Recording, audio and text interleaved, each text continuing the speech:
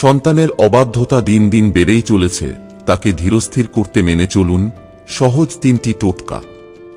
সব মা বাবাই চান যে তাদের সন্তান যেন বাধ্য হয় এবং তাদের কথা শোনে। সন্তানদের ঘিরে মা বাবাদের অনেক স্বপ্ন থাকে। সন্তানদের লেখাপড়া, ভবিষ্যৎ সবকিছু নিয়েই অভিভাবকদের মনে নানা চিন্তা থাকে। কিন্তু সন্তান যদি অবাধ্য হয় বা লেখাপড়ায় মনোযোগ না থাকে, তাহলে সেটা মা বাবার জন্য চাপের বিষয় হয়ে দাঁড়ায়।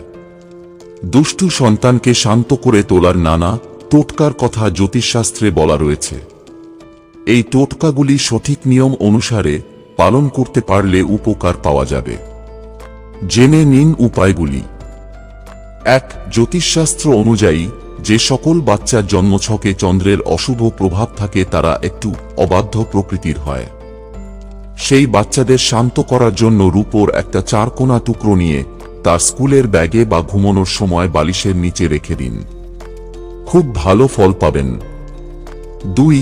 সপ্তাহের যে কোনো একদিন একটা পাত্রে কিছুটা দুধের মধ্যে সামান্য হলুদের গুঁড়ো এবং অল্প কেশর মিশিয়ে নিন।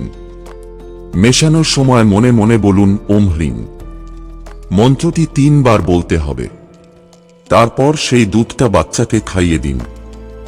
এই টোটকাটি পালন করলেও ভালো ফল পাবেন। 3. বাচ্চার কপালে প্রতিদিন হলুদের টিকা লাগান, এর ফলে তার বৃহস্পতি গ্রহ সবল হবে। জন্মছকে যদি বৃহস্পতি শুভ অবস্থায় থাকে, তাহলে বাচ্চার শুভ বুদ্ধির উদয় হবে। আপনার সন্তান নিজে থেকেই কোনটা ভালো আর কোনটা খারাপ বুঝতে শিখবে এবং ভালো কাজের প্রতি ঝোঁক বাড়বে। বন্ধুরা, ভিডিওটি ভালো লাগলে লাইক করুন এবং আমাদের চ্যানেলে নতুন হয়ে থাকলে সাবস্ক্রাইব করুন। ধন্যবাদ। আপনার দিনটি শুভ হোক।